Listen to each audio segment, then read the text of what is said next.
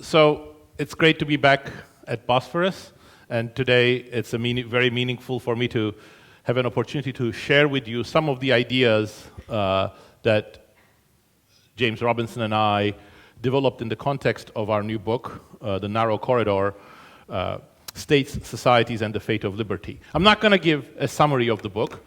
My purpose is to tell you why we wrote the book, where we're coming from, and what we are trying to achieve. But I'm going to do that in the context of some of the main themes of the book. This is a photograph from an environmental protest. Literally dozens of these take place every month around the world. Well, not everywhere, not in Turkey. You know, protests are not that easy in Turkey. But in most other countries, you can see events like this quite frequently. Nothing exceptional, you might think. The starting point of the book is that this is extremely exceptional. From the viewpoint of the long history of humanity on this planet, this is as unusual as anything we have achieved, including the cell phone or the internet. To our ancestors who grew up, who lived in the context of what anthropologists call small-scale societies, this would have been unthinkable. You know, people here of very different walks of life. You can see parents with their children, students, teachers, professionals, coming together for a purpose that is not their immediate livelihood. That's one exceptional thing. But the second is even more staggering. They're doing so because they're asking the government, the state, to do something that it's not doing. So they're actually asking the powers that be, the state institutions, I'll talk more about them, to shoulder greater responsibilities. That would have been completely unthinkable, of course, to people who in small-scale societies, because they did not have states, and any kind of political power and political hierarchy was the most threatening thing to them, so that's why they developed a very complex set of norms in order to prevent all these sorts of social hierarchies, and I'll talk a little bit more about that. When finally states made their appearance in human history, they were despotic, repressive, and intent on reorganizing society for the benefit, economic, social, and political benefit of those who held power. So it would have been also unthinkable for the citizens of those societies to actually get into the street, get into the public square, and protest and demand anything from the state. The state would not have listened to them. It would not have occurred to them that the state could even listen to them. And of course, if they did something like this, they would have been duly put in jail or worse. But something, sometimes, through some process, evolved that we actually, many of us, not everybody, not people in China, not people in Saudi Arabia, well, perhaps somewhat people in Turkey, but most people around the world actually think this is an okay thing. Actually, many people take part in it. How did we get there? Well, I want to tell you the story of how we got there, but I also want to argue that this is the essence of liberty. This is the essence of liberty in two senses. Because liberty is really about individuals making choices without the undue influence, without asking permission from anybody, including leaders, norms, economically powerful individuals, and having the opportunity to do so. So this sort of public display of political participation is part and parcel of it, but more importantly, it's also a guarantor of that liberty, as I will try to explain. And one conceptual picture to give you the idea is this, which acts as the organizing framework of the book. In it, James and I greatly simplify the long durée of economic and political history and reduce it to two variables. Of course, a gross simplification, but hopefully useful in the context that I want to cover. One is power of society, and the other is the power of the state. So in this part, where the power of the state is much greater than the power of society, you have what we call despotic states, states that are too powerful for society to contend with.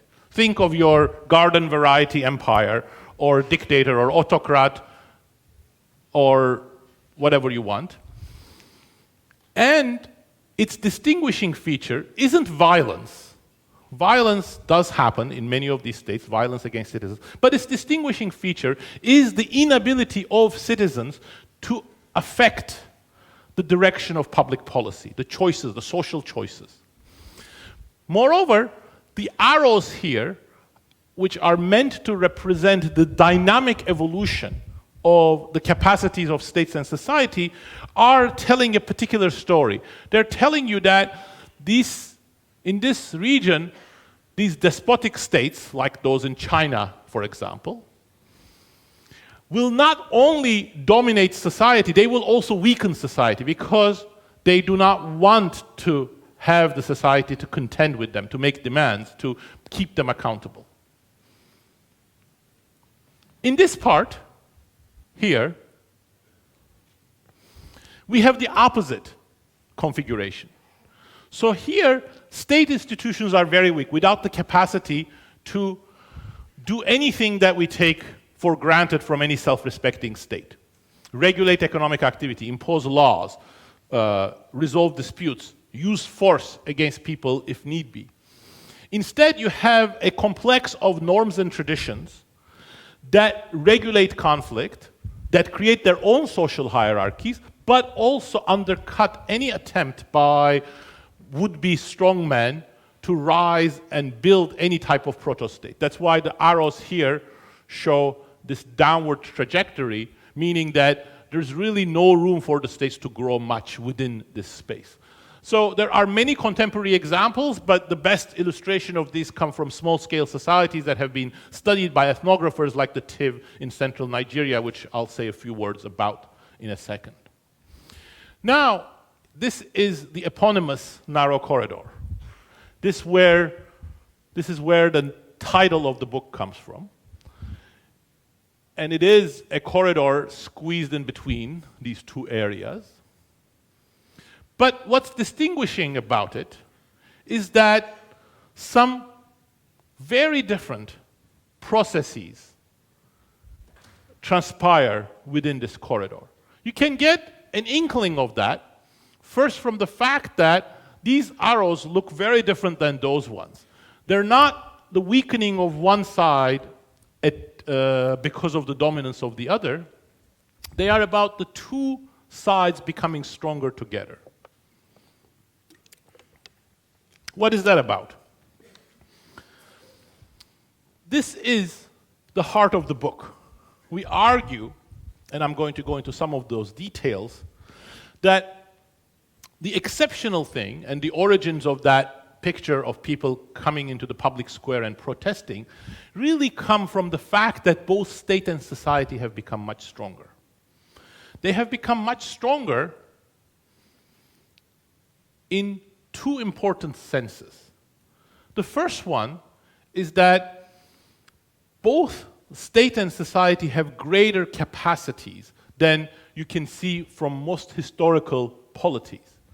So the state is capable of taking action against climate change. That's why people are demanding it. That's a very, very complex problem. That's not the only complex problem. Routinely, modern states deal with dozens of complex problems, from economic to social to technological, every day. They are also capable of providing myriad public services, regulations, and so on. But at the same time, society has a much greater capacity. If you use the strategies that stateless societies had in a modern state like the United States or Turkey or the UK, of course they would not be very powerful. It's really the ability of the state, of the society, to develop a much more institutionalized way, working through elections, civil society, media, and other organizations that is at the root of that greater capacity. But also, there is another sense to this development. During this process, the relationship between state and society is changing. You know, imagine you're going into a business deal. Why do you trust your business partner? One answer is, well, I know my business partner, he or she will never cheat me. Actually, when you inquire people, that's not the reason that they give, implicitly or explicitly. It's that if they actually cheated, I could go to the court.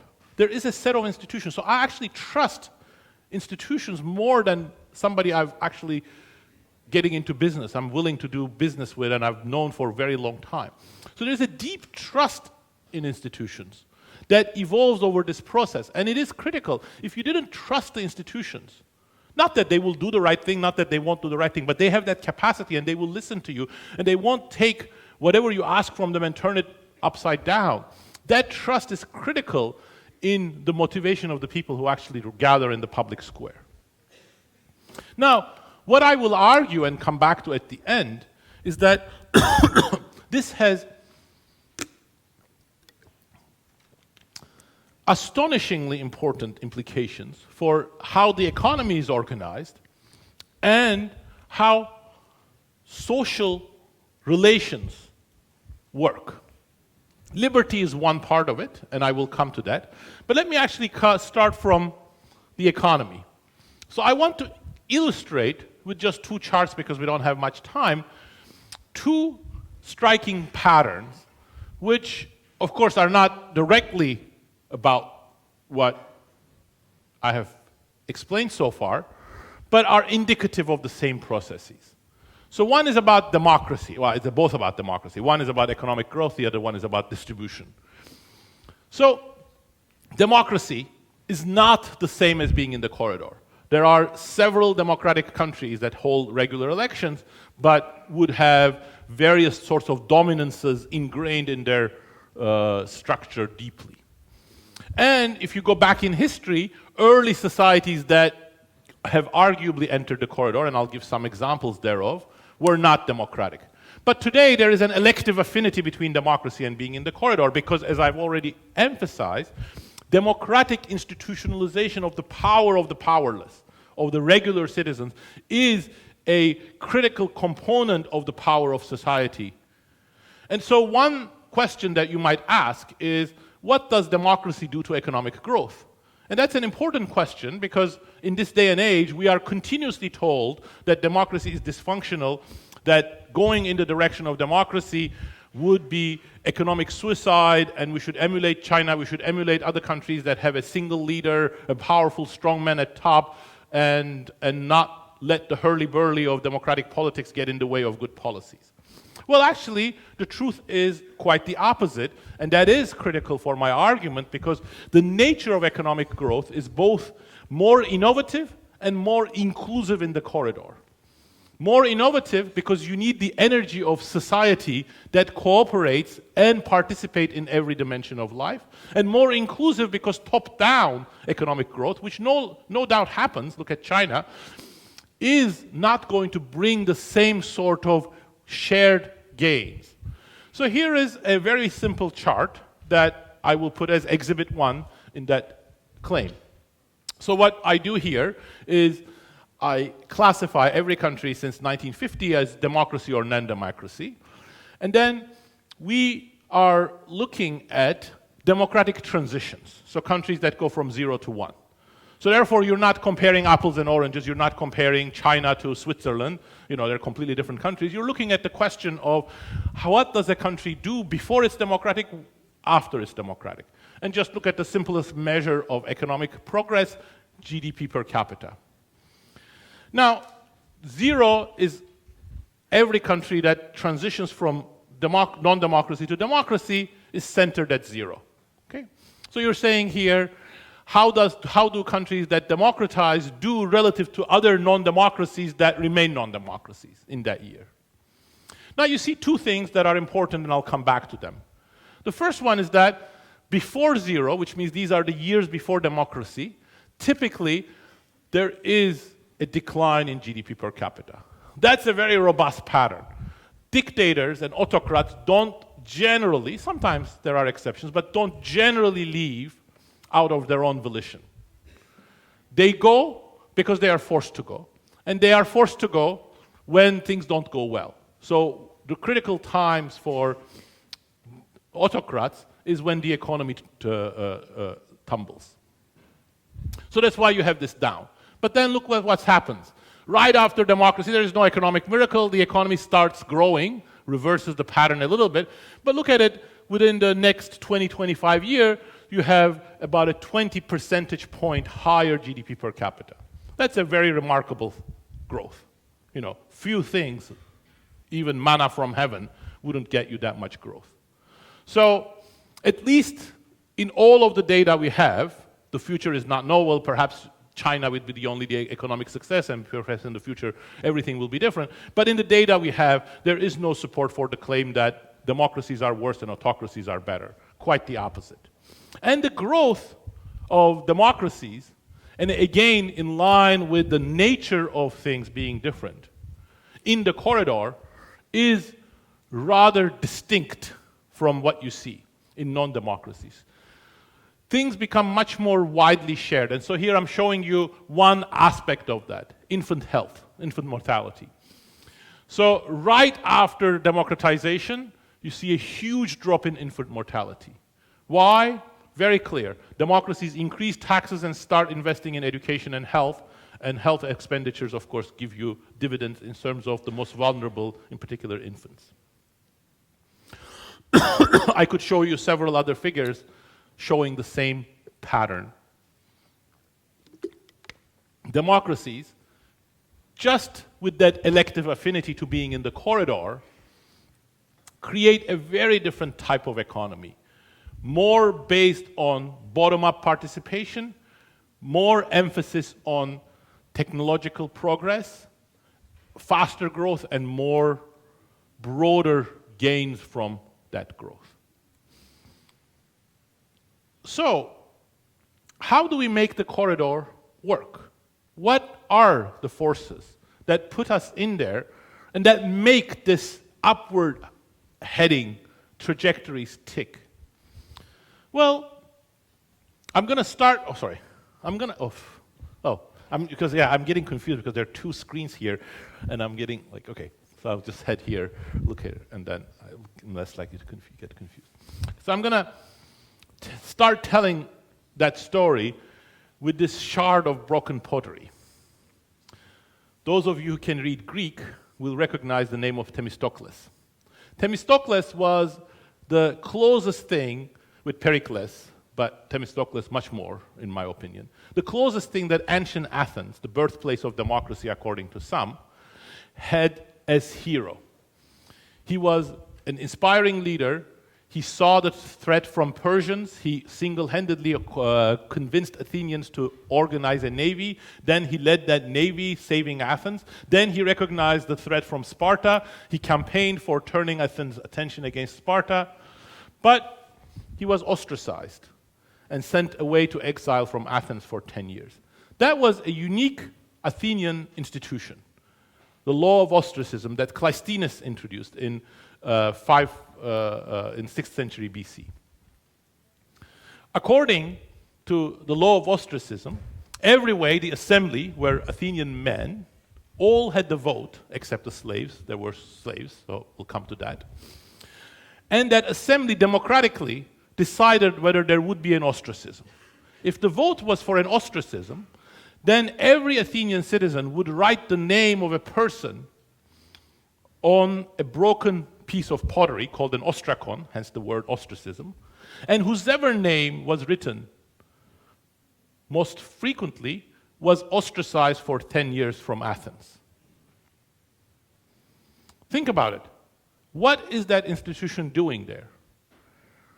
Was it the outcome of a drunken night? No, it actually served a purpose, and you can see traces of it in previous social norms. Athenians an Athenian democracy critically depended on its ability to control the elite.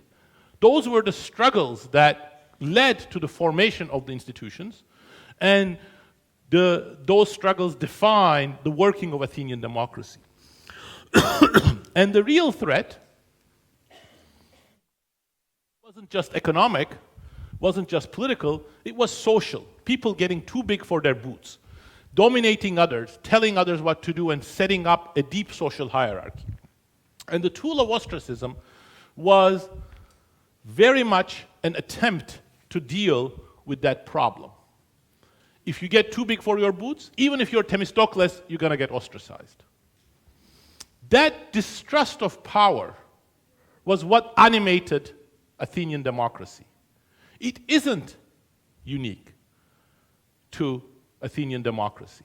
It is actually visible in every domain of every human interaction. It is made weaker. It is made prostate, meek, in societies where you have a despotic leader who tells you all wisdom comes from him or her, most often him. But it is even present in the most despotic societies. And you see it very clearly among the small-scale societies. The Tiv, who have been studied by the husband-wife team of Bohanons for over 20 years, is a perfect illustration. All of the social norms of Tivs, from the social to the political to the economic, are organized around cutting down the would-be bossy strongman. Too much display of power, you're cut down. Too much wealth, you're cut down. Try to use the market in order to accumulate more power, no, that's not allowed. There is an incredible suspicion of political inequality, which then spills into economic inequality in many of these societies. But the Tiv dealt with that by preventing all kinds of state building. So why the Athenians? How did they actually manage it differently? Well, the key is that the Tiv did not have the institutional setup for scaling up that distrust of power into anything that could control a modern state. So the genius of Athenians, through a process of going over 200 years, was to develop institutions that could do the role that crazy-looking norms among the Tiv, like witchcraft, or no, those goods cannot be traded type of attitudes. No, we can allow you to undertake economic activity, but then we have the tools to rein you in. Not a bad thing. So this ostracism should be considered in modern societies. Who do you think would be ostracized? So now, Athens is, of course, special. Some draw the links, some see the origins of modern democracy in Athens. Some ways that is true. Some others argue European democracies and European laws that are perhaps more protective of liberty than in many other places, they go back to the Romans, they go back to European culture, they go back to European geography, they go back to European values. Well, there is some truth to many of these claims, but in fact, we emphasize something quite different, and something really about the corridor. What really set Europe apart wasn't just the Greek heritage, wasn't just the Roman heritage. It wasn't European values or European geography.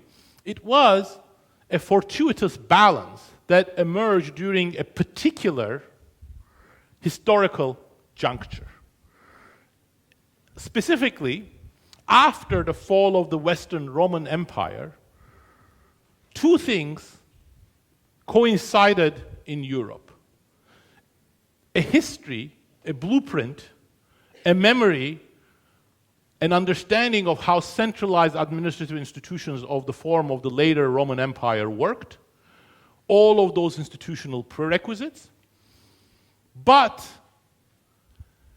a power vacuum that then created a political equilibrium that was very different from the Roman one. In particular, with the fall of the Western Roman Empire, Europe was run over by Germanic tribes, in particular Franks, that had a very different set of political traditions. And most distinguishing around their political traditions is that for their time, for 5th, 6th century, they had quite remarkably participatory political institutions. This is what some historians call the assembly politics of the Germanic tribes. Many decisions were made in assemblies, and even powerful warrior kings had temporary authority from the assemblies who had to validate their decisions, who had to give them legitimacy. This is Hincmar of Reims. Unfortunately, we don't have many in-person account. This is Hincmar of Reims, comes way after the early Franks. The Franks are that amalgamation of other Germanic tribes come into focus with the Merovingians, and then after the Merovingians fall after 200 years, you have the Carolingians, so built by Charlemagne. So Hincmar of Reims was a teacher for Carloman III, a great-grandson of Charlemagne, and he was teaching him how he should reign over his realm. And he said, forget the idea that you rule this country. You need the approval of the assemblies. And he describes what these assemblies are. One for the elites, one for the regular people. Information has to be spread. They need to approve your decisions. And this is actually, 800 years, 700 years after what Tacitus describes about earlier, or Julius Caesar a little bit after Tacitus, about early Germanic tribes. It's remarkably the same. It's exactly the same two assemblies, exactly the same division, that the chiefs become powerful during times of war, but not otherwise, and this legitimation, assembly, bottom-up decision, bottom-up communication. So these two, somewhat unique, not all unique. You have similar things among the Mongols, but perhaps some a little bit different. Of course, you have other bureaucratic institutions in China around the same time, just like the Roman ones. But this confluence of these two semi-unique features was what set Europe into the beginning of the corridor here. So you have the power and capacity of centralized institutions, Roman law, for instance, and the ability of society to participate in politics. And it is that process that we argue put many European places inside the corridor in which they fluctuated wildly back, forth, sometimes out, but have, by very broad outlines, have also followed these trajectories of upward. But this corridor, and the European story, by the way, also emphasize that liberty is not static. It's something that you achieve over time. It's a process. That is obvious in the case of Merovingians, for example. Merovingians would repel us today. They were violent, they had slaves, women had completely subservient positions, they were deeply and confusingly religious. After Clovis, their first emperor, converted to Christianity as a political gesture, they became deeply ingrained with the Catholic doctrine. But over time, this development of state institutions started changing things. And it changed things in a number of ways, some of which I have already mentioned, but some are also quite distinct and important, worth emphasizing. Some of the process was about norms changing. And what do I mean by that? Well, I've described the norms that you have in these small-scale societies. They were effective in keeping people too big for their britches in check, but they were extremely stifling. And they created these amazingly deep social hierarchies. I am superior to you because of my gender, because of my age, because of various other social roles that I play. And those norms themselves were an impediment to liberty. So part of this process was the change in those norms. And let me give an example from India to illustrate that. This is a manual scavenger.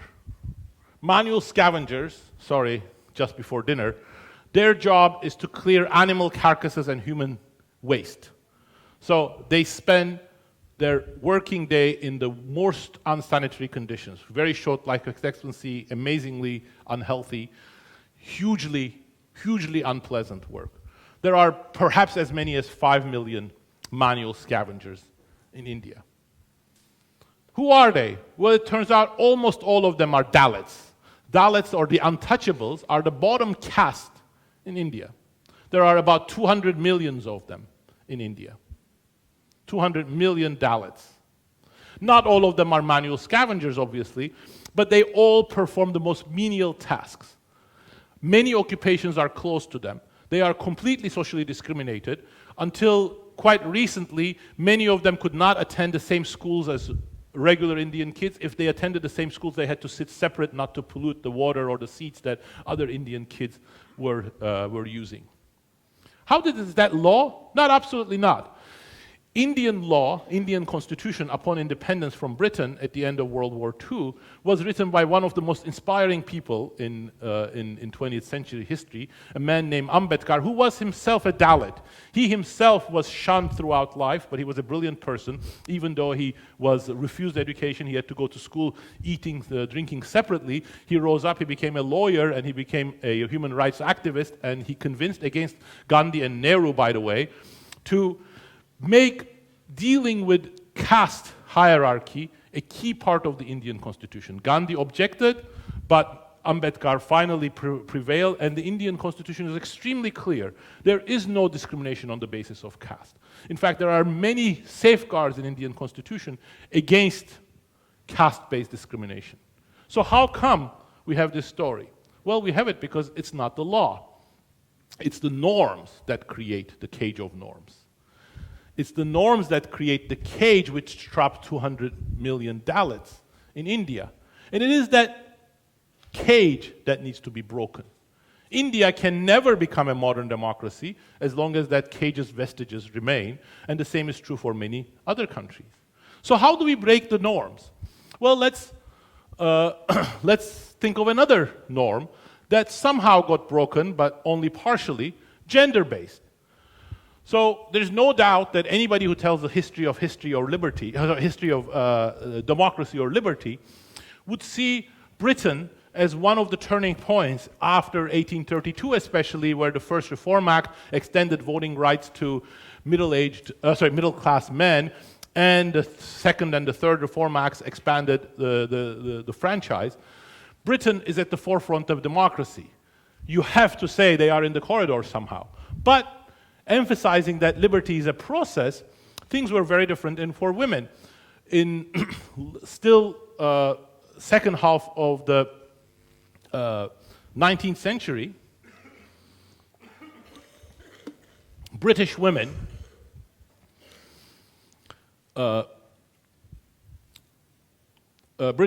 had no vote, had no political voice, but had absolutely no economic rights either. Women could not inherit money, they could not open their businesses, they did not even have any say about how their children would be educated or would do. So their husbands could decide to take their children away and they would not have no say. So that started to change very late. Again, it's a process. And another 70 years, things look very different in the UK. So how did it change? Well, one view, which is perhaps the most common one when it comes to every aspect of liberty, which says, well, we designed good institutions and we prevented, with the leadership of enlightened people, this sort of discrimination. And you can find your founding father for Turkey, for the US, for the UK, and say they are the ones who are responsible for liberty.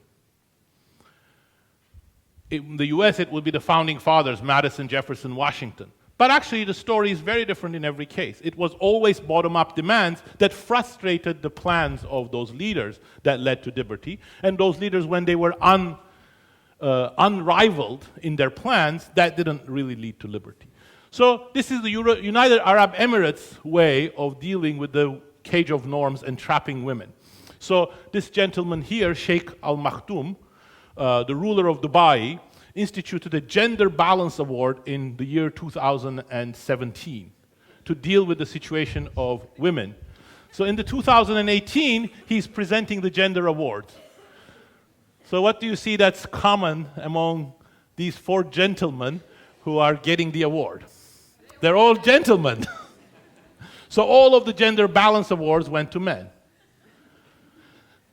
And that's not uncommon when you have top-down schemes for improving things.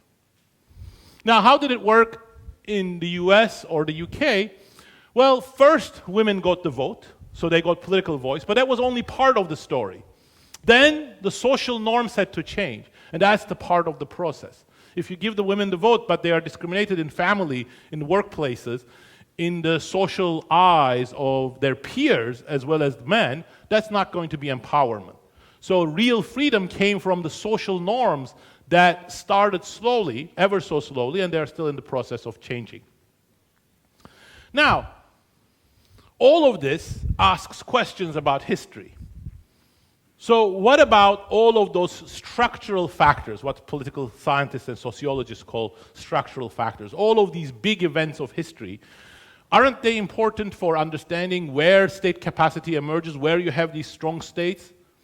Well, of course, everything is important, but not as much as the previous literature has emphasized. So in particular, one of the most dominant views in political science is one summarized by the political sociologist Charles Tilly. States made war, and war made the state. So the argument is, you see very different states and a very different political dynamics when you are engaged in war making, because that necessitates building state institutions and resources in the hands of the state.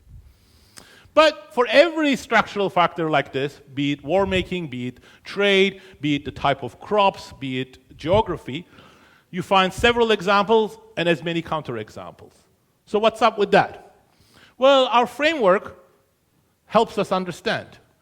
So it's all about getting into the corridor. Why? You can have despotic states, but despotic states are only high capacity relative to these absent or dysfunctional states. The true state capacity comes out of this process where you start trusting institutions, society and state contesting power, and in the process cooperating. So that's about getting into the corridor. Indeed, Tilly is right. There are examples in history, like Switzerland, which was a disparate set of mountain farmers that were very suspicious of political power, very well armed, and very unwilling to obtain any sort of central authority. But when they feel themselves completely threatened by the Holy Roman Empire's invasion, they band together and form the Swiss Confederacy. Centralization of political power, they form a unified army, they set up laws to deal with the endemic blood feuds that were ongoing. Nothing like that happens in Montenegro. Montenegrins fight the Ottomans all the time, as many people in this room learn from your history books.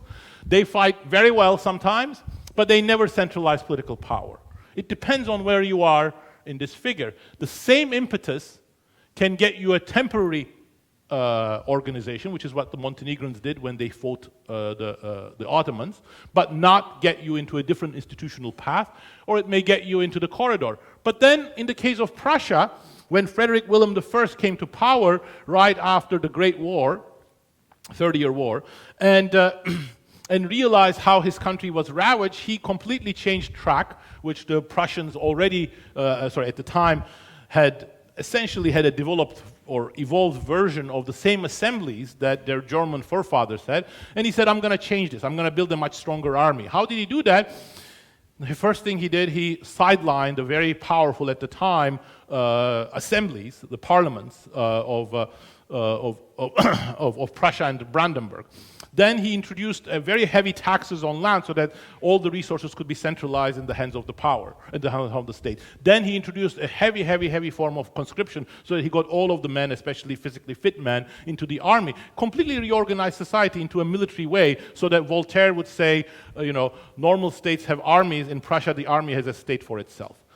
But that was going out of the corridor. So this actually is a very important observation, in my opinion, if only I say so. Shocks that have the same form will have very different implications depending on where you are and depending how you use them. And I want to use that insight for thinking about another set of challenges that many of us worry about, perhaps keeping some of us up at night. New technology creating a surveillance state or surveillance system with companies. So this is Tiananmen Square. These are facial recognition cameras. I don't know how well they work, but they are there. And they're not the only tool that the Chinese state uses as a modern technology for monitoring protest activity. You don't see people protesting in Tiananmen Square. But that's not enough. The Chinese system uses a complex AI in order to track every activity, and so you create a unified map of your online and offline activity so that good behavior can be rewarded and bad behavior be punished. And where do you think criticizing the government falls into, good or bad? So many people worry that this sort of use of technology is going to mean the end of freedom. Is it so?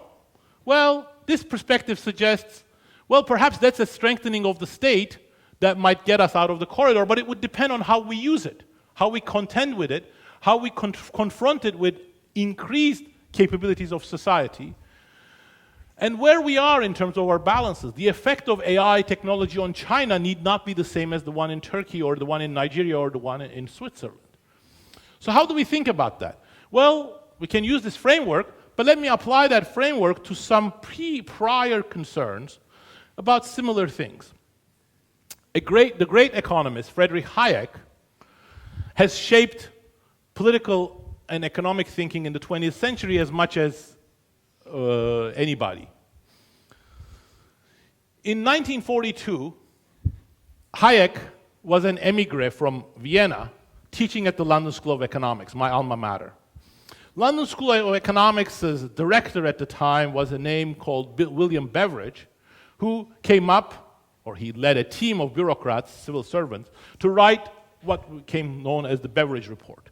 Beveridge Report was a blueprint for the British welfare state that got immediately implemented during the war, in the middle of the war. It legislated, or it recommended things like minimum wage, national health insurance, social security, aid for needy children, disability insurance, lots of safety regulations. It was completely transformative. It was probably a very important ingredient for Britain not folding, because the British people, the working class people, got completely energized by this promise of a very different political system. James Griffiths, who became Minister of Labor after the war, said, in one of the darkest hours of the war, in the end of 1932, the Beveridge Report fell like manna from heaven. But Hayek was worried. He thought this looked very much like a form of new totalitarianism. He first wrote a letter to Beveridge, then turned that into an article, and then turned that into a book, which became The Road to Serfdom. What Hayek was worried about was that this new, if you want to call it technology or capability, this administrative state, was going to be the dominance of the state and elites over society and the end of freedom. In his own words, which sound very similar in some ways to the imagery that I try to present in the form of the corridor, he says, this means, among other things, that even a strong tradition of political liberty is no safeguard if the danger is precisely that new institutions and policies will gradually undermine and destroy that spirit. So what he's saying is that you may be in the corridor here, but make the state much stronger, and you'll get out of the corridor. But Hayek was mistaken. He was mistaken for two reasons. He was first mistaken because he had an unduly narrow conception of liberty. For Hayek, liberty meant the state doesn't interfere. So any administration, any extension of the power, administrative power of the state, to him meant a threat for liberty.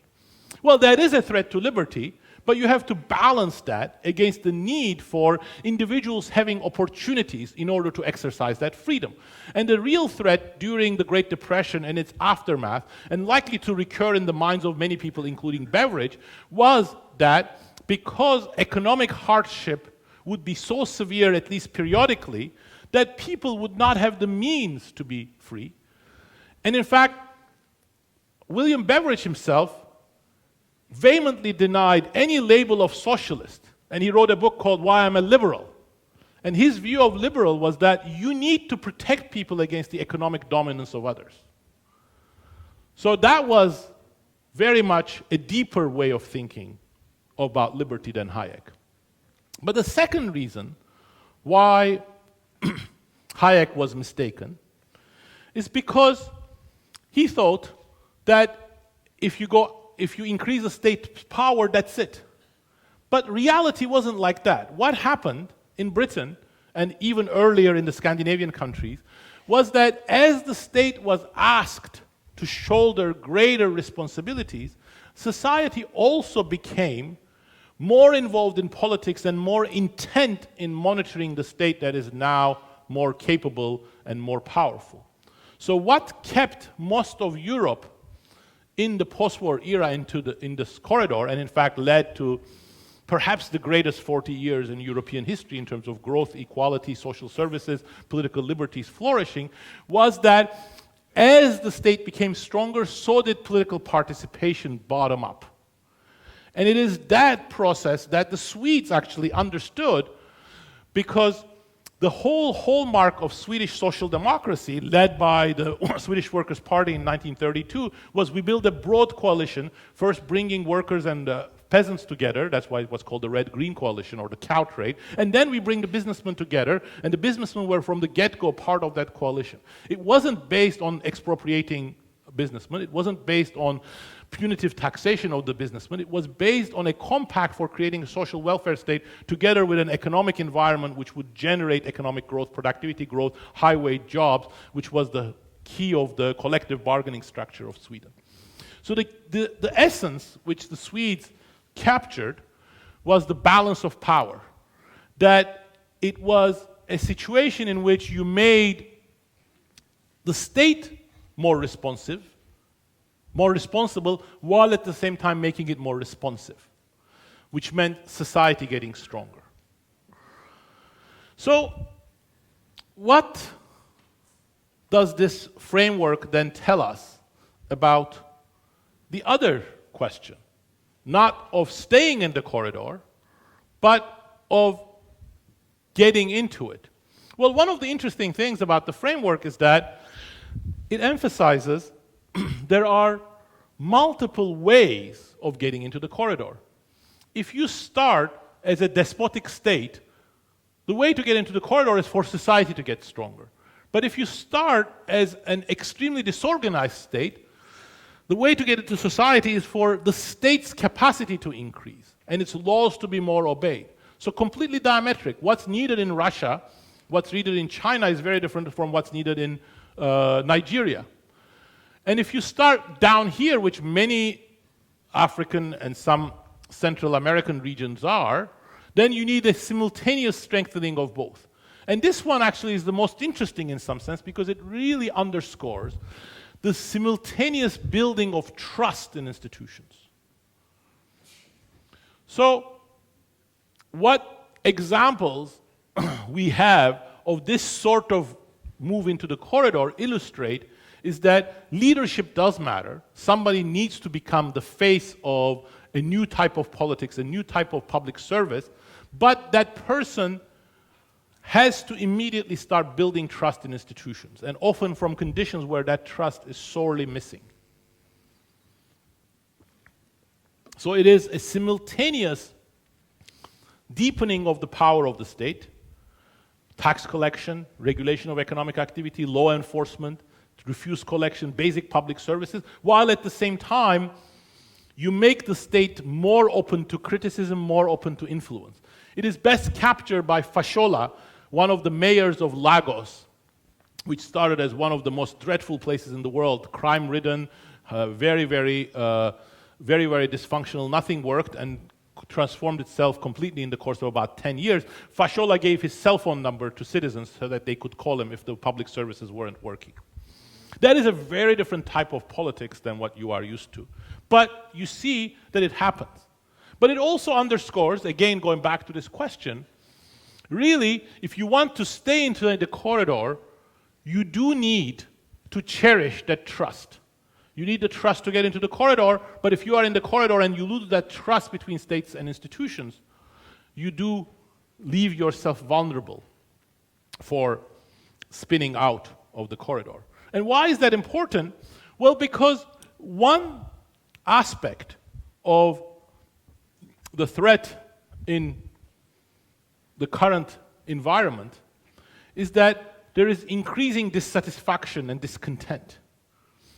A lot of that is related to a notion of economic gains being unfairly captured by a small segment. But that really says it is critical to deal with it, because what we are seeing around the world is that this notion, this sense of unfair inequality building up, those who control power looking after their interests while the rest are not benefiting from technology and globalization, that is a recipe for destroying the trust in power.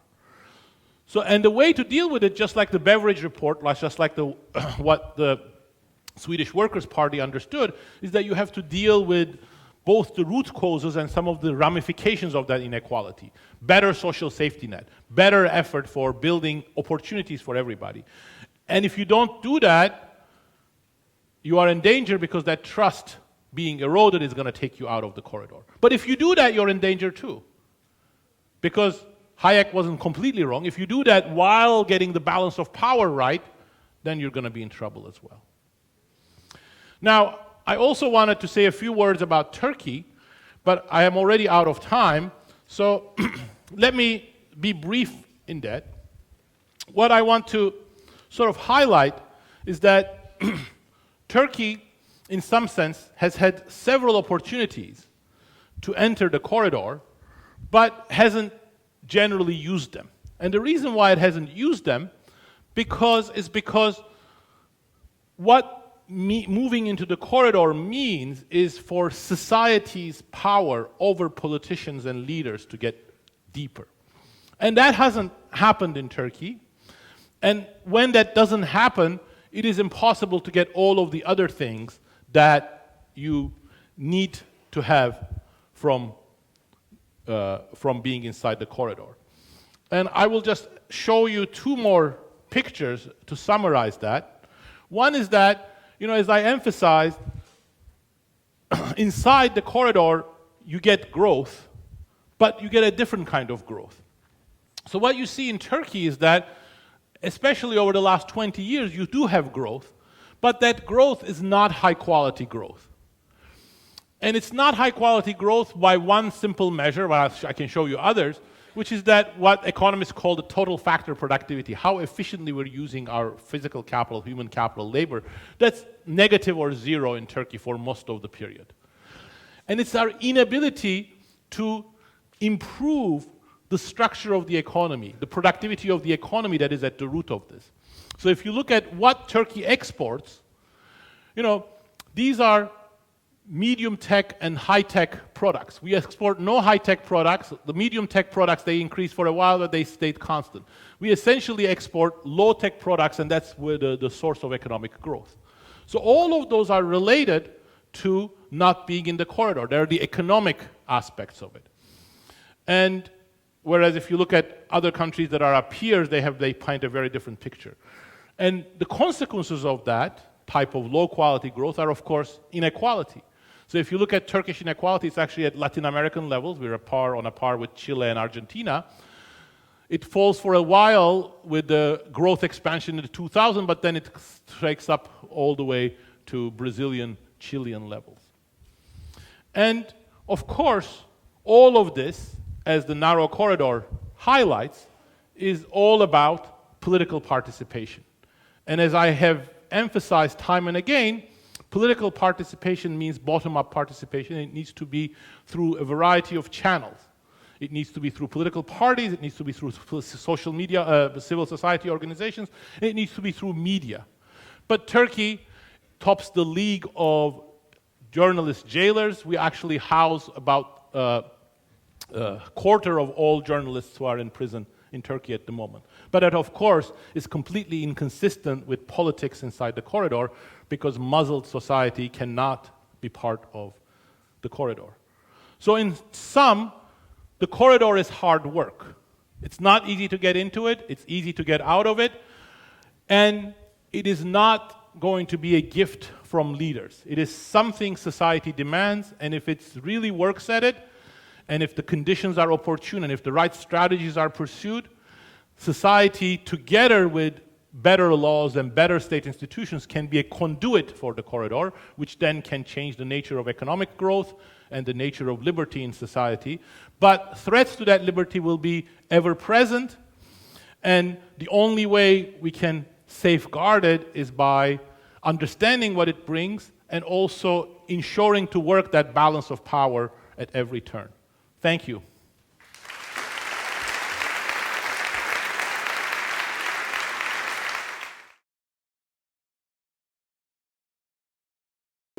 My question is, actually I have twofold. One is in the charts that you have shown, after 25 years we see a decline in the chart. Do you have any ideas around that? Democracy chart. Yeah, exactly. That's. I'll take that immediately, and then I can take your second question. Okay. That's just, things become. I didn't put standard errors around here. If you put standard errors, they're all wild after. So these are not very precisely estimated. So it's really up to this 20 years that you should think about. So there are a lot of other things going on. So this is unconditional, meaning that you're not conditioning on democracy surviving. So after 20, 25 years, many democracies are going back out. So it's getting very imprecise. So it's really this region here is precisely estimated. And the second question is, what do you think, what is your prediction for China? Well, I think, the framework forces us into a China answer. Not everybody may like it, but China is the quintessential example of this despotic path. So what it means is that it is really the place where for 2,500 years you've had an essentially meek society. It wasn't always like that. In Chinese history, if you go back to 800 BC, for example, you have what the Chinese historians call the spring and autumn period, which they describe it a little bit like the Italian communes. Much more political participation, much less top-down control. But after the Warring State period, where there were huge casualties with 100 years of wars, the Qin state, and with this legalist philosophy of Lord Shang, was victorious and followed a very different reorganization of society, very top-down, and every Chinese dynasty since then has followed that. So as a result, you have a relatively high capacity, for example, as captured by the meritocratic bureaucratic system, examination system, but also met by a very meek society in China. So that makes it much harder for China to get into the corridor than, say, Turkey to get into the corridor. In Chile, you have, a bloody dictatorship of Pinochet. You would think after Pinochet's dictatorship, Chile has no chance, but it has a much better chance because, where do you're in the corridor, you have a dictatorship, but you're still in the vicinity of the corridor. It's much easier to build on those existing political traditions. What political traditions will the Chinese build on? But it is very important to emphasize, this is not a cultural story. It is not saying that the Chinese don't have the culture. You see that in Hong Kong, exactly the same culture, amazing overlap with the Chinese culture in every respect, but an incredible thirst for democracy. It's about organization of state and society. Why do infant mortality and economic inequality increase again in the later stages of democratization? So as I said in response to the previous question, they don't. It's just when you go out 25 years, things are becoming imprecise there. Will then the Southeast Asian economic tigers challenge the argument that democracy is a necessity for economic growth? So I think I want to thank you for asking that question, because I went over that rapidly. I tried to say it, but it was too quick. So the argument isn't that economic growth is inconsistent with despotism. In fact, economic growth often, or not often, but sometimes flourishes under despotic control. And you can see that. Compare a despotic state that enforces laws, has the capacity to invest, has the capacity to develop technology or take technology from abroad, relative to a chaotic system like either complete absence or complete dysfunction of institutions. Of course, economic growth is more likely here. The argument is that economic growth is harder to maintain because the innovative energy, you cannot will it into existence with top-down control. So innovation is harder, and it becomes more unequal.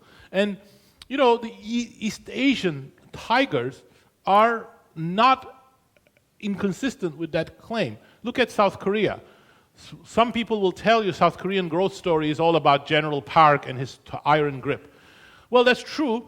South Korea did grow under General Park and his top-down industrial policy, but actually if you look at the data, South Korean growth and equality, by the way, really flourish after the transition to democracy. So all of the technological leadership of South Korea that we sort of take granted today was really developed after the late 1980s. And wages increased during that time, income inequality improved significantly in South Korea, and over time the power of these companies and their corrupt practices are still being, you know, they're not completely gone, but they're still being cut down. Same thing in Taiwan. Now, Singapore is a bit different, but it's exceptional for other reasons. But the South Asia is also consistent with both the demand for democracy. You know, in South Korea, again, democracy didn't come because the generals decided.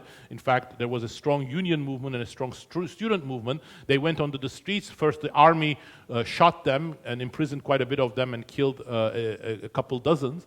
But then they had to give in under a variety of international and domestic circumstances. But so in that sense, both how democracy came and what democracy did, as well as the nature of the impulse for democracy, are very common. Whether Turkey has been on a despotic path, what is your answer on that? Turkey, yes, but it's not new. Turkey has been on a despotic path. I think it has periodically had opportunities to change course, but it hasn't generally succeeded. And how that despotic path affecting the Turkey's economic growth? Does it feeding the economic crisis in Turkey? I think it does, and that's what I wanted to emphasize here, and let me take 1 minute to do that. You know, if you look at various indicators, so here you have the economic reforms.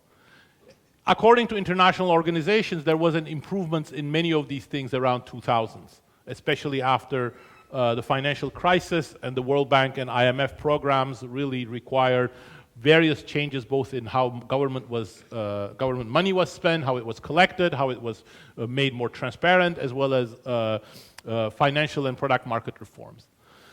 This went hand in hand with various political reforms. So you see the political rights indices, say, for example, from Freedom House, hitting rock bottom in the 1990s and then improving in the early 2000s.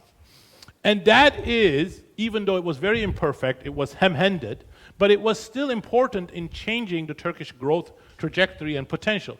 That's the one period during which you see very, very powerful total factor productivity growth. That's the one period in which you see the structure of exports becoming much more technology intensive. And you see a variety of other things which look very different. But then after the AKP government became a monopoly, it essentially could sideline others, and so all of the sort of the balance of power, if you want to use the same language as I did, that was keeping it more measured and restrained in the 2000s, all of that started changing economically, politically, and socially. But growth continued. How did it continue? Well, you see, you see the growth is continuing, not as fast as before, but it's continuing without TFP. So that's, again, going back to the question that the previous participant asked.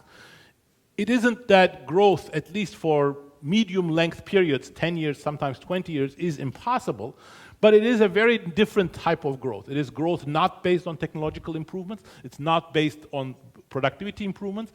It's growth that leads to much greater inequality. And where does it come from? Well, this is investment in Turkey. This is the construction sector. So you see, In Turkey, about every $2 out of out of $3 of investment goes to construction. It's a very much credit-driven construction sector-driven top-down growth, and that's why it's not coming with productivity improvements, with better composition of exports, and it's coming with greater inequality. But it's because that's the sustainability problem of that growth is exactly what we are living through. Yes, please. Oh, sorry. I am after. Thank you very much, Hoca, for the very enlightening speech. My question would be, in the last 20 years, we are experiencing some very high potential disruptive changes, which kind of influencing the whole world in general. What do you think about the implications in the future? Would it be more equalizing out the norms, or would it be more put more emphasis on the surveillance part? I think that's a great question. Thanks for asking that. And my answer was sort of implicit here, but thanks for giving me an opportunity to expand on it. I completely agree with you.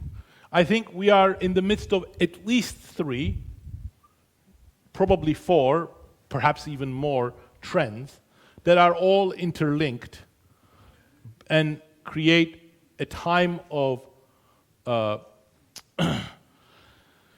challenges, treacherous traps, and perhaps crisis.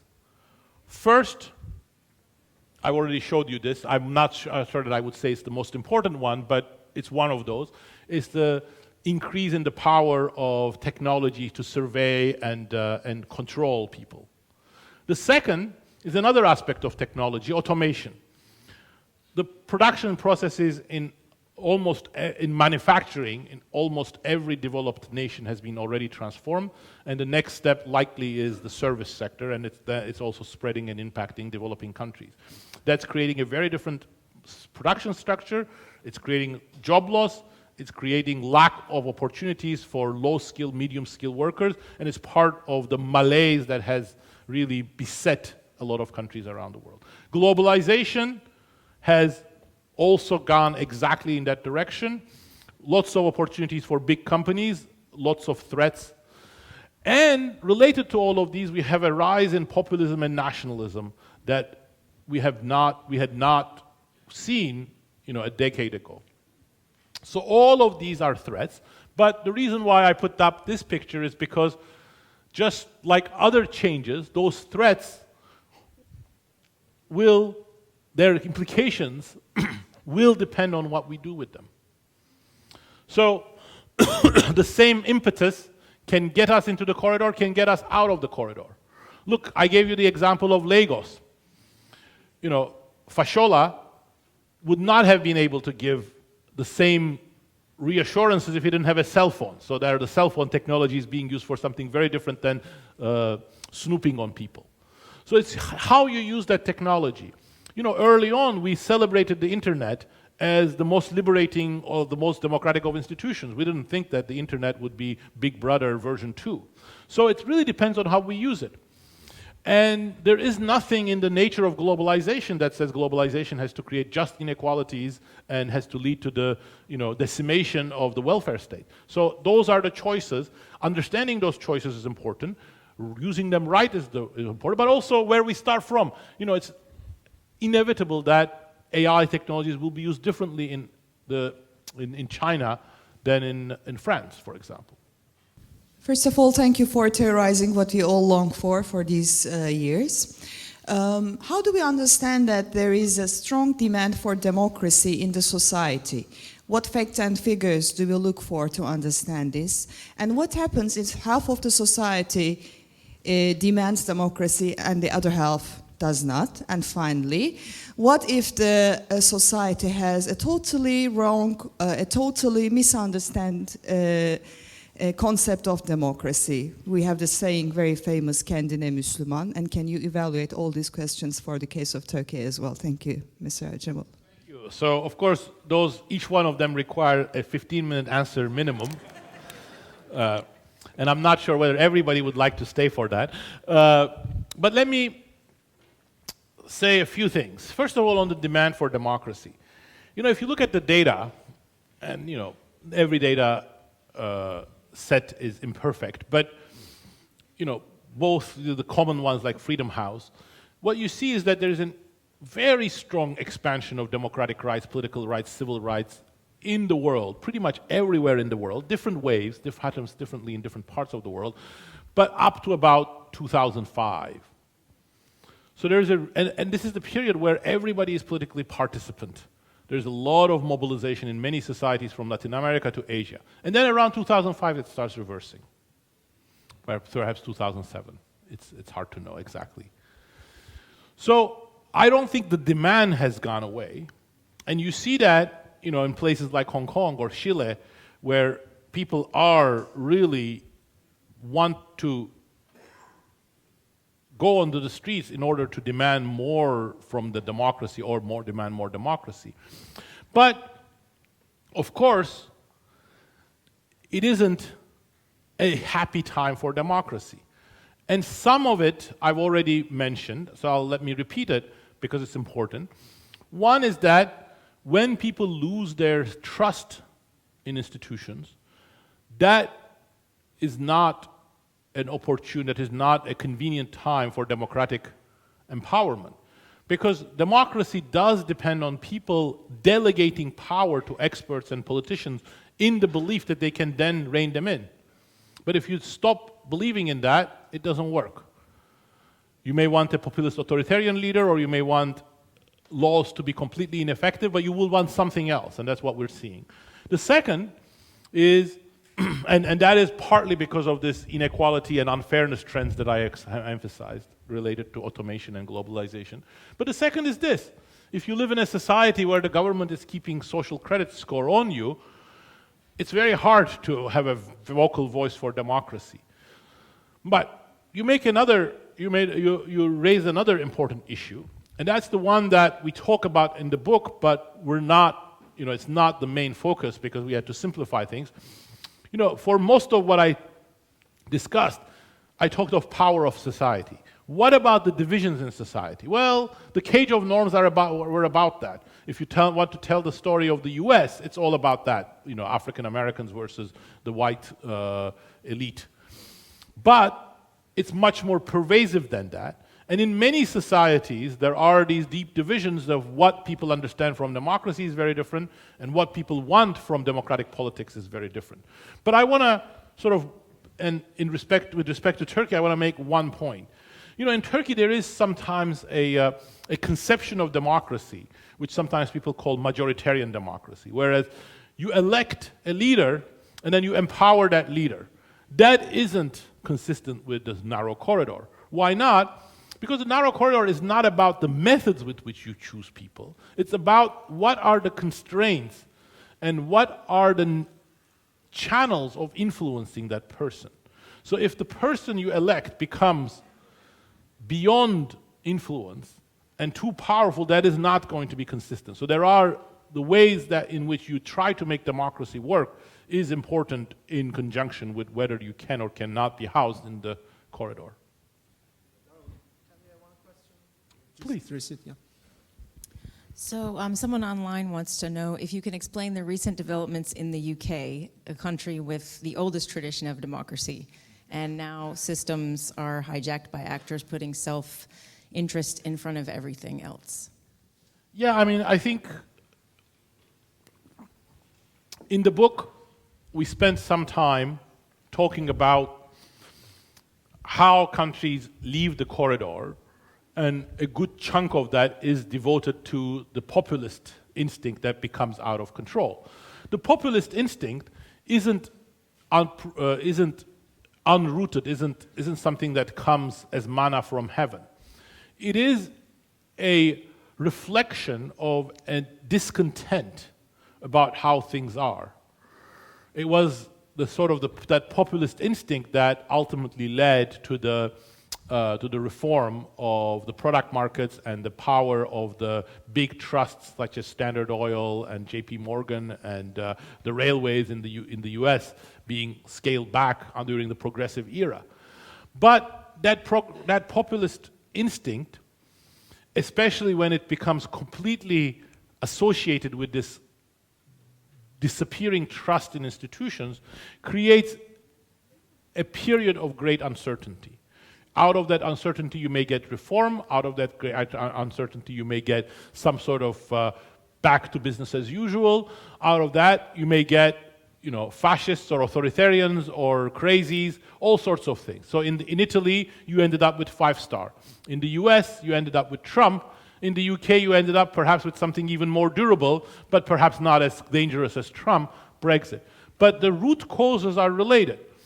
The specific grievances are somewhat different. In both cases, a very important part was that a large segment of society, in fact, a lot of the labor heartland in the UK, which would have never dreamed of voting for conservatives, was the part that was left out of that globalization, technology-based, European-centered growth. So they turned their dissatisfaction to Europe, especially to European bureaucrats or to immigrants. So that is that specific discontent, but that uncertainty is there in many countries, both developed and developing. Brazil is no different, Mexico is no different, Chile is no different. So that's why we are living through a difficult period. Please. This is Ali Mutlu Köylüoğlu. I have two small questions. The first one is it possible for the masses who are or who will be losing their jobs due to automation to gain new skills and have new jobs? And the second one is it possible to have a healthy democracy practice without economical independence or economical safety of the citizens? Thank you. Actually, those are two questions that I am actively researching. And let me start with your second one, because there I can give a categorical answer. No. You cannot have a democracy if a segment of the population becomes economically inactive, economically dependent. Why not? Well, it goes back to where I started. Democracy and liberty are about people having opportunities, having the power to make real choices, and they are powered by that. If you make one group subservient to the rest, and you say, you're going to live on our handouts, you're never going to get jobs, stay at home and play video games, that will undermine political participation, that will undermine democracy, that will undermine liberty. So that's the answer, that's my answer to your second question. Of course, this is, hopefully we won't live to know all of that, but this is mostly theoretical because some of that hasn't happened yet. In terms of automation and new skills, I don't know the answer to that. There are people who claim the answer is yes. There are some practitioners who have evidence from the US of auto workers being trained as computer programmers, but whether you can do that in mass scale or not, I don't know. But what we know from previous periods of mechanization, for example, the mechanization of agriculture in the US, the people who got into new jobs weren't often the farmers who left their jobs due to automation, but their children. So if we can ensure their children get into it, at least that's some hope, but that creates the bridge problem. How do we deal with the economic fallout, and how do we deal with the political fallout? Because who voted for Brexit, who voted for Trump? Well, it was predominantly the older people who really felt the discontent. Özgür? Daron, thank you so very much for this enlightening speech. I do have a quick question. If Donald Trump is elected by November 2020, will U.S. get out of the corridor? Yes. Yes. All right. Well, there will be a real risk, and I'm not sure I would say move to Canada for myself.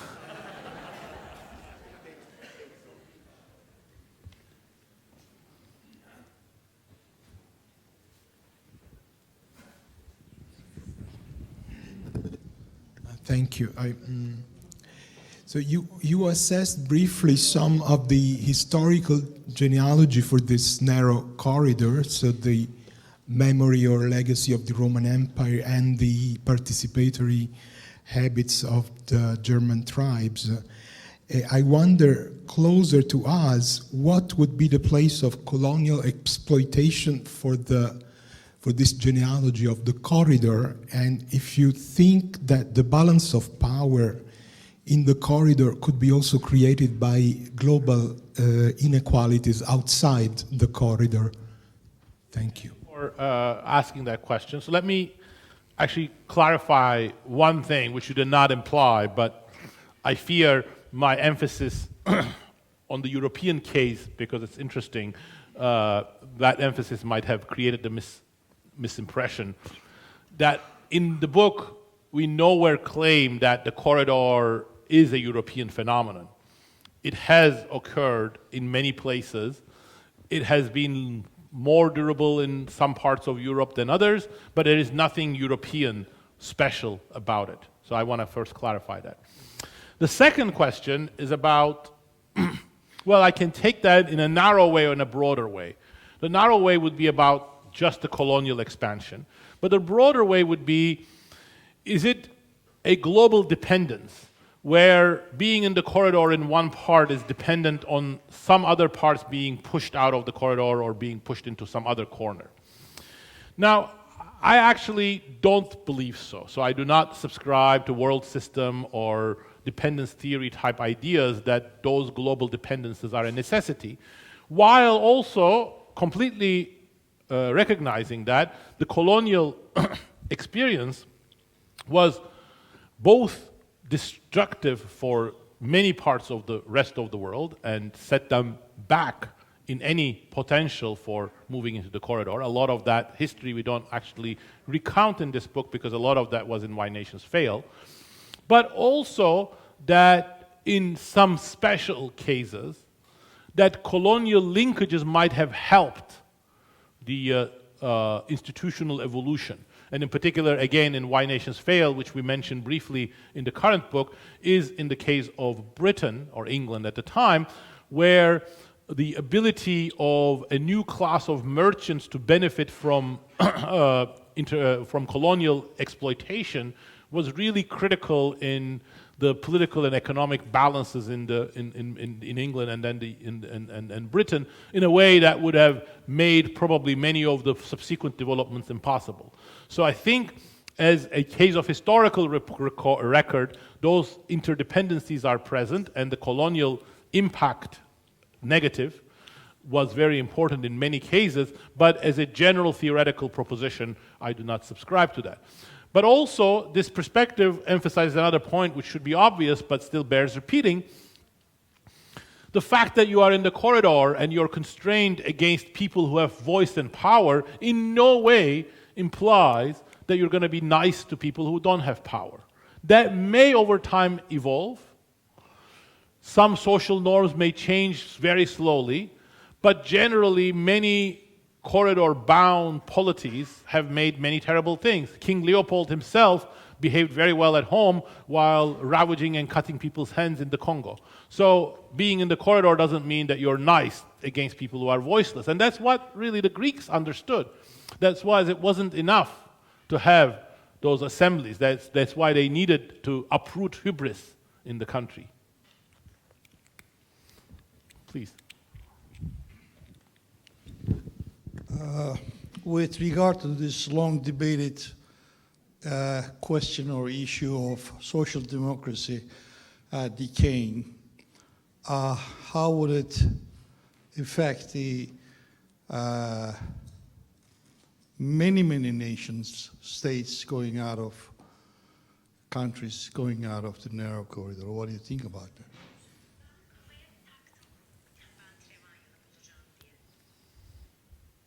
Well, if you look at the story of the corridor, as I have mentioned,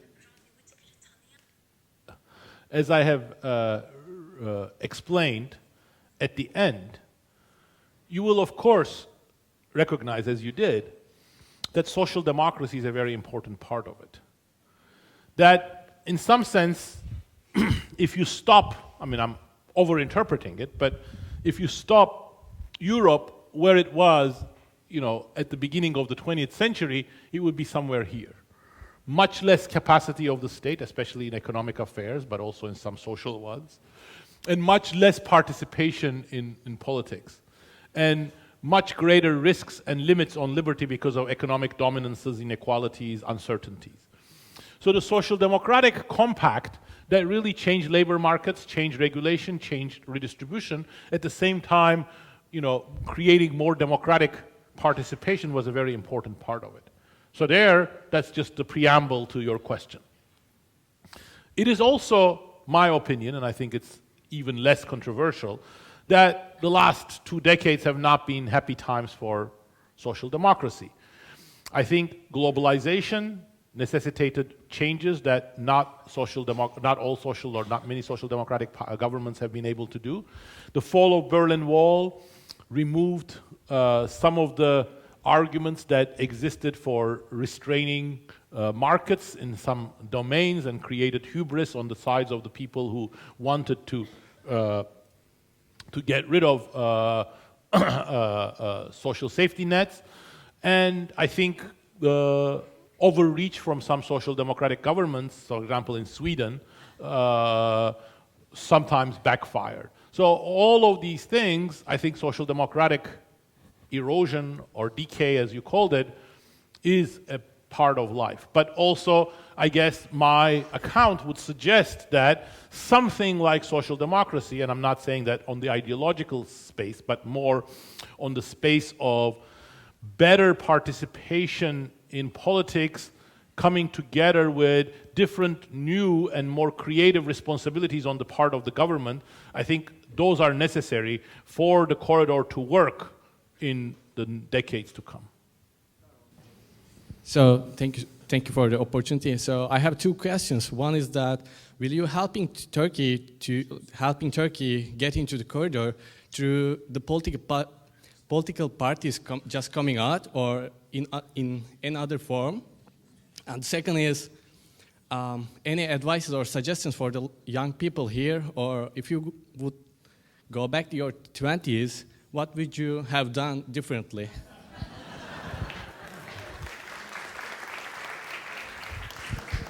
That's a hard question. Let me answer the first part of the question. If indeed my very high-level summary is correct, for Turkey to get into the corridor, what it needs is path 1, perhaps with a little bit of path 3, which is, but critically, power of society to increase. That's not something that you can do with just by pulling down a single lever. It's a multifaceted process. It requires more democracy, better media, better social, better civil society. It also requires the parties themselves to change. It's hard if the problem is one of dominance of the top at the expense of voice from the bottom, if parties are dominated by their own strongman. So a mass political participation requires many changes, some of them easy, some of them not so easy. I think that is the reason why we can tell many more stories of countries persisting on this path, and that's why these are paths, and these moves in are the unusual events. In terms of my own choices, what I'll say is, I don't know. I think you don't make choices anticipating exactly where they're going to lead, but luck matters a lot. You make some lucky choices, but to me, I think the most important thing was I was passionate about what I wanted to do, both academically and beyond, and that, I think, was part of my luck, and the second part was that sort of met opportune conditions. So I advise you to be lucky.